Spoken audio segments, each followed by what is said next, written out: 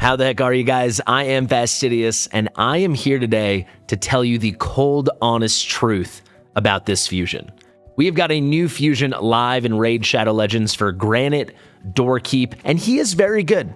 He is very good, but there is a simple fact we all have to reckon with, and the vast majority of us should be skipping him. It is as simple as that. Before we break it all down, I do want to say, if you are going for him, and actually I am, and I'll explain why and how in this video, obviously. But if you are going for him, be sure to do it as efficiently as possible because of all the things coming up that I'm going to discuss. And if you want to make sure you are doing it as efficiently as possible, be certain you're using my Raid Shadow Legends Fusion Planner tool. It is 100% for free on my website, fastidious.gg. Go to my website, click on Raid, go to the Fusion Planner calendar, and already, just a couple hours after this fusion began, it is already live. You can track everything. It's pretty intuitive. I have a whole guide on how these calendars work. I do one for every single fusion. You can find that pinned in the top comment and in the description. Also, tomorrow, I'm going to do a whole fusion breakdown, but TLDR, this fusion is really hard. It is going to be a major resource investment, and we have some crazy stuff we know is coming in the game. So if you're going to go for it, make sure you do it as cleanly as possible, and maybe consider not going for it and just picking up a copy of this epic and maybe a copy of the rare, because they're actually really good. So let's talk about it. This fusion is tricky, man. It is a standard fusion. In my opinion, these are the hardest fusions in Raid. So these standard fusions require you to collect 16 rares. Maybe if you go hard on the summon rush, you will get a copy of one of the epics. Then you only need 12 rares, but almost all players will do the 16 rares. You have to bring all of those to level 30, then star them up to 4-star, bring them to level 40, fully ascend them, and then crunch them 4x4 until you have these 4 epics. Then this epic, you're going to have to take her to 40, 5-star her, then bring her all the way to 50 and fully ascend her. It is a doozy. It really is. And this calendar is doing us absolutely no favors. We have a moment here, I don't think I've ever seen this before, with 5 concurrent events. And there are also some holes in your farming where we don't have great overlap between the new Gear Hunters event, this is just Dungeon Divers and they changed the name, and tournaments. We have this completely open day here, and then we have these kind of weird days over here. Like, you're not going to wait to farm the Dragon Tournament till the last day, so you kind of get what I'm saying. A day like this is really difficult. You're going to have to farm on this day. It's not very synergistic. Again, we'll break all that down tomorrow. But what is the big picture thing I am getting at? What is the truth about Granyt over here? They are selling us Granyt as an arena DPS. And could you use him as an arena DPS? Yes. Will some people? Sure. Is that what he is? No, of course not. He's a utility unit without any exception. He has a very nice buff strip on a triple hitter on his A1. He has an excellent A2, which is getting really lambasted by other creators because the DPS from it sucks so much. And it is true. The DPS on this A2 really stinks, and that's disappointing. But if you don't look at this through the lens of him being a DPS, and you just think he's a buffer, debuffer kind of unit, he's a utility guy, well, this move is actually really good. AoE increase accuracy on all allies for 2 turns, 100% chance with skill ups on a 3-turn cooldown of placing basically the Uugo debuffs, right? A combination of big version decreased defense with block buffs. This is very relevant. It is literally good in all content, but it's particularly relevant in Hydra. It's kind of clutch, though, that he's putting on the increased accuracy before doing this, so it really eases his build. And then his A3. This is how they're selling him to us as an arena DPS. It's a single target move, and let's skip the first part. If you go to the second, that single target move is going to ignore unkillable, ignore stone skin, ignore block damage, and then if they're not under unkillable stone skin or block damage, it's going to deal double damage. It also grants an extra turn if this attack kills an enemy. So that sounds like, oh, really good for arena spamming and cooldown cycling, and you can dodge some of the trickiest buffs in the game. But the fact of the matter is, this doesn't matter that much for almost any player that's going to use Granyt. What's important is the first thing. He's putting out AoE, Shatter, and increased crit damage. Shatter is one of the rarest buffs in the game, and he's putting it out as an AoE. This allows him and your allies to deal more damage because it enables them to ignore more defense, and obviously the increased crit damage is cool. This stuff is so much worse than people realize. Yes, on paper it reads well, but even in some of the better testing videos I saw, I want to give a shout out to Scratch Gaming. I don't have the test server, so I can't do my own testing. I usually look to his videos because he sets up tests in the most similar way to the way I would, and it's a really good source of information, and I like to draw my own conclusions from it. So in his video, he basically grades the DPS of these moves as the following. The A1 is pretty good, which I fully agree with. It's exactly pretty good. It's above average, but it is not special. The A2 is bad, and it is bad. He makes a bigger fuss about it than it actually deserves. It isn't terrible, but it's definitely below average, and that is very disappointing. If you had visions of him being some amazing AoE HP-based nuke, that is not going to happen for you. But then the A3, Scratch said this one was good, and yes, the damage he's dealing in his video is good. However, it's only good because he's dealing double damage. He's doing a typical test, which I really like that he often does, where he's testing him in Dragon, and it's like a mob stage and they're all void, and it's a great testing environment. However, obviously, when he's doing these initial hits to start the waves, no one has unkillable, no one has stone skin, no one has block damage. So he's dealing 100% more damage.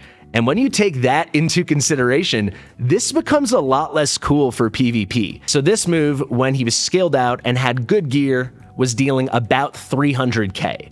But that's with double damage. So when you actually need this move and want to use it in PvP, it's going to be at 150k in terms of that testing level. Obviously, it all depends on the builds you're attacking against, stuff like that. But when you watch other creators on the test server do these tests, you're looking for numbers 300k and higher if you want a good DPS. And his true DPS, when it's the moment that you need it, when you're trying to eliminate someone under unkillable stone skin or block damage, is actually half of what we're seeing. So it's half of what we would consider good.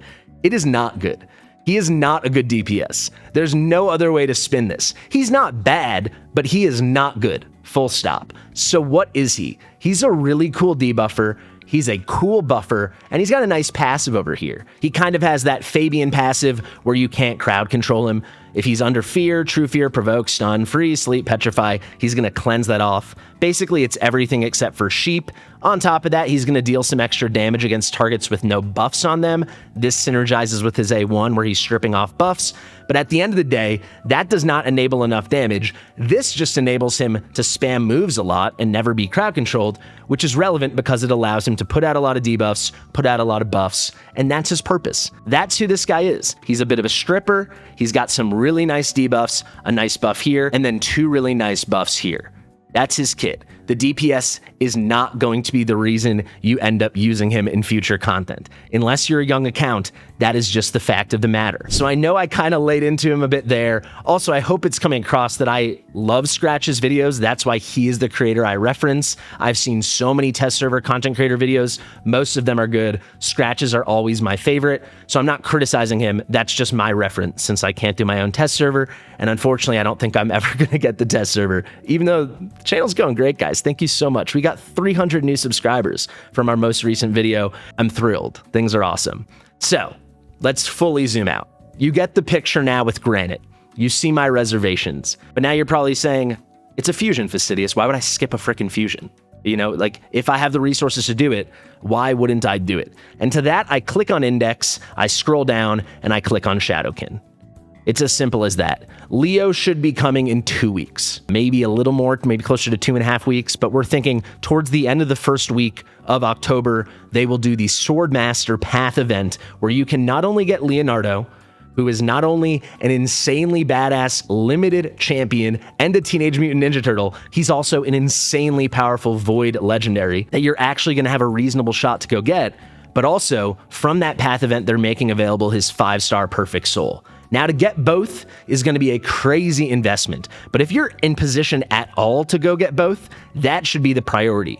But at a minimum, if you have anything saved or you're a spender or both, you need to be approaching everything you're doing right now, in my opinion, through the guise of, can I go for this fusion without screwing myself out of Leo? And this fusion is not anywhere close good enough to screw yourself out of getting Leo. It is as simple as that. That is the cold, honest truth. Leo is a much better hero. He's a much cooler champion. He's completely limited. You'll never get him again unless they rerun a future TMNT event, which is extremely unlikely, and if it did happen, would be a huge, lucky surprise for all of us.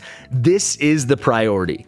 Now, if you're not in position to get him, then focus on the fusion. The fusion will be easier than Leo. And I'll explain in 1 second what I believe it will take to get your copy of Leonardo. It is going to be a bigger resource investment or a bigger money investment, depending on where you stand in your current stockpile savings within the game. But I just need to make this point. A lot of people are poo-pooing the fusion, saying he's bad or he's a bad DPS or blah, blah, blah, and making it sound like he's a bad champion, and that's why you should skip him. I don't agree with that at all. I actually think he's a really good champion, and if you are in position to get your copy of Leo or Leo and his soul, and you still have a shot at the fusion, then do it. But if you're not in that position, forget the fusion, go for Leo. I will say, if you can't get Leo, even if you don't go for the fusion, forget Leo and go for the fusion. You don't want to miss out on both. But that is how you should prioritize. You know, you need to be looking at everything through this blue-masked turtle lens. Getting him is the priority. So he's going to be a path event. It is not officially guaranteed how you will get points, but it is extremely likely it will be through summon rush style points. So it won't be a summon rush, but you're not going to get points by acquiring champions, most likely. You're going to get points by literally using shards. So summoning a specific shard, a specific summoning currency, will deliver a fixed number of points. So if you pop a sacred and get an epic or a legendary, it doesn't matter. It very likely will be 4,000 or 4,500 points. So if we know that, based on the most recent path events we've seen where champions were rewards, I would guess he will cost between 15 and 22 sacred shards. I think that is a really good estimate. You guys can let me know if you agree. If we look at the most recent similar path to this, it was the Orcs path, and in that you could get a legendary hero and the 5-star perfect soul for a legendary hero. Obviously, they were two different legendaries. One was a copy of Packmaster Shayak, and then the other was the 5-star perfect soul of Krokod, his doggy. But effectively, it's the same conceptual idea. We've got a legendary, and we've got a 5-star perfect soul for a legendary. That cost about 140,000 points. It was about 70k for each. So if we do some math, let's say it's the lower value we've seen for sacred shards in a path lately. That'd be 4,000 points. 15 sacreds would get you to 60. That would be a bit unfortunate, but I do think it's going to be 4,500 because it's been that the past few times. So if we take that 4,500 number and we do a little bit of math, let's do 4,500 times 15. That would get us to 67,500 points. Obviously, there's always a secondary way to earn points, either developing characters, building out your champions, or collecting accessories and artifacts. But if we do that math, that would put you at just less than 70k. I will say this is the optimistic view. We're assuming the higher point total, and we're assuming you need less points. So we're getting more points per sacred, and we're only going to need something like 70k. So with 13, 14, 15 sacreds, you'd get really close, and you could make up the rest either doing that champ training or dungeon diving. I do think, though, let's remember, Packmaster, very, very good champion now that Krokod's in the game, because the bond skill he has with Krokod is so effective, especially in making Krokod OP. But all that being said, he's still not to the level of Leo, and he is a non-Void legendary champion. Obviously, Leonardo is Void, so I wouldn't be surprised if Leonardo costs something like 80k or 90k, and that's where that higher number comes from with like 22 sacreds. Of course, you can get points without using sacred shards, but I think sacred shards are the typical best value currency to use here. But personally, I'm willing to pull everything if I've got a shot to not just get Leo, but get more. Now let's bring this whole thing home by tying this in with the current fusion. So if we again pull up the calendar, you can see there are exactly 16 events, and there are exactly 16 copies of the rare champion. So if you want to complete this, you will have to do every single event and get every single copy of the rare and build every one of those rares up to level 30, then 4-star them, then bring them to level 40 and fully ascend them. Crazy investment. Then get your 4 epics, then build all those up, and then finally you get Granite. Or B, you pick up 12 copies of the rares, and then you go ham on this summon rush. You get the one already made copy of the epic, so you get to skip that. then you only have to build out those 12 to turn those 12 into your 3 other epics and finish the Granite fusion from there. But you probably already see the problem, right? The only way to get that bonus copy of the epic and lighten the resource investment for this fusion is through a summon rush, which is how I and nearly everyone else believe you will be earning your points in the Leonardo Path event. So by going harder on this to make the fusion easier, the only way to make the fusion easier would be going harder on the summon rush. You're dwindling your resources towards getting Leonardo and even potentially getting his 5-star perfect soul. Quickly, I haven't mentioned it, but it will likely just be double points to get the 5-star soul. Potentially it will be a little less, but I honestly wouldn't expect that. That would be pretty generous of them. So maybe think it's going to be 150,000 points, maybe 170,000. Frankly, you're probably going to want to have either 40 sacred shards or 40 sacred shards worth of other shards, you know? So here, if we probably converted all this to sacreds, maybe I've got like 30 sacreds worth of points here. So that is what I think you should probably expect when you're making this calculation and evaluating things for your own account and what's the best decision. So most of us probably can't afford to go completely all out on Leo and do this fusion. So where does that leave me? Maybe like a personal anecdote, and my plans will help you make a good decision. I am gonna go for him because I think I can pull it off. And why is that? I've been saving for a long time, as you can see, because I was anticipating getting Leonardo and his 5-star perfect soul. However, now it's pretty clear to me I don't think I'm going to be able to get his 5-star perfect soul. We're just about 2 weeks out. My sacred shard pile's a little lower than I wanted. I was hoping to be at 20 at least by now, but my clan boss drop luck has kind of slowed down recently. I might use these primals. Frankly, I likely will, but I don't think I have enough here to do the fusion and do Leo and do the 5-star perfect soul. And I'm worried I don't have enough to do Leo and the 5-star perfect soul. So I'm making the decision. I'm definitely going to do the fusion and do the absolute bare minimum.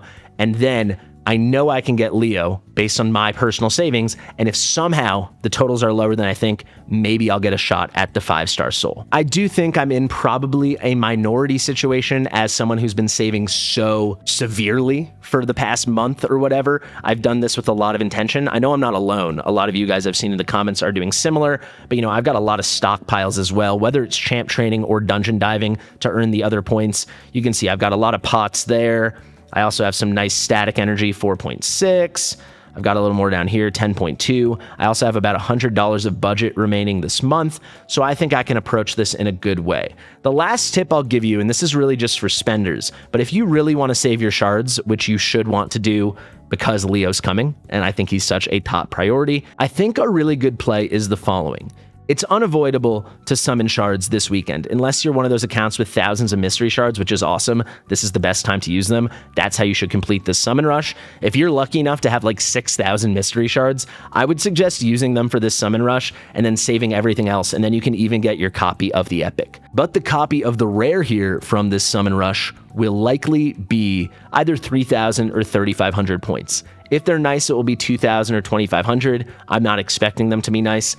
And if you do that math, 3,000 or 3,500 points is either 6 or 7 sacred shards. You can obviously make up some of it with mystery shards, and you'll earn more mystery shards with the events we have to farm now, with these different dungeons, and then of course champ training farming. But I say all this to make the point that your hands are somewhat tied with this summon rush. You're probably going to have to open at least 3 or 4 sacred shards. A lot of us will probably have to open 5 or 6. However, there's only one other summoning event that's part of this fusion, one other champion acquisition style thing, and that's the Champ Chase tournament.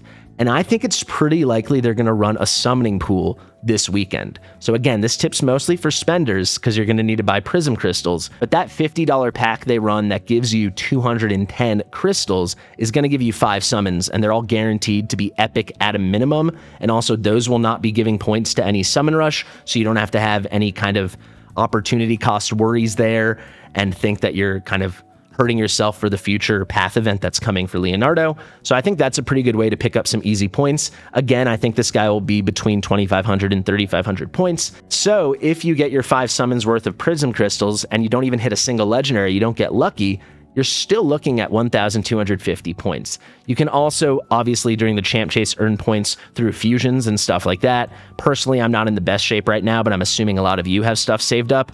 So I think that's a little bit more approachable. I think a lot of us, if we're really diligent, can finish this fusion with only like 7 sacred shards used, which if you've also been saving on the side, would still leave you in good position for getting Leonardo. However, if you do that calculation and you subtract 7, 8, 9 sacred shards worth of points from your summoning currency you have stockpiled, and then you don't think you'd be in good shape for Leonardo, but if you skip the fusion you would, then obviously skip this fusion. I know I threw a lot of stuff at the wall here. I gave you a lot of information, but there were a lot of points I wanted to make. This fusion is somehow overrated and underrated at the same time, and somehow I think people are giving the right advice for the wrong reasons. I hope my reasons came through here. If you agree, if you disagree, if you have any thoughts of your own, just let me know below. But TLDR, this fusion's actually good. He is just not what is being sold to us, and he is not as good as Leonardo. And we know Leonardo's coming, so you need to make all your decisions through that purview. That's the big thesis of this video, and I hope my point was made. Please let me know any thoughts you have in the comment section below. Thank you to my editor, Mitchell, for editing this video. And I do want to give one final thank you to you guys for how awesome this is. My most recent video is going to get 15,000 views. I have not had many videos get that many views. Obviously, it's a summoning video, so people really like it. But what I really wanted to shout out and thank you guys for is I released this on my birthday, and I said, hey guys, I don't often like beg for subs at the beginning of a video, but it's my birthday, so if you want to make me happy, please subscribe. And we got over 300 new subscribers who clicked directly from this video. In total, it's almost 500 new subscribers since I released this video, and that is too freaking cool, guys. I really, really appreciate it. And actually, if you look at our recent videos, the turtles have really turned this channel around. So the launch of the turtle event was kind of crazy. Plarium promoted my video. That's why this has so many views. So I got 62,000 views. But ever since then, we're basically getting a minimum of 2,000 views, and we've had a lot of big videos. Almost 15,000 here, 12,000, almost 15,000 on this one. This was just an advice video, which is so cool. 8,000 videos on another advice video. I just appreciate it so much. The first game I ever made content on was Raid Shadow Legends, and it took me 11 months to get 1,000 subscribers. And now here we are. I'm very lucky to have a channel sponsored by Raid, and all of a sudden, we are 100% naturally now getting 2,000 plus views a video and somewhat consistently breaking 5K and even 10K on views per video. Not every time, but once in a while, and that's so cool. So maybe the future of this account is pretty bright. For all you guys that have been here for a while, I appreciate it so much. For everyone that's new, I appreciate it equally. Thank you. I've been Fastidious. Share with your mother, and I'll see you real soon. Bye.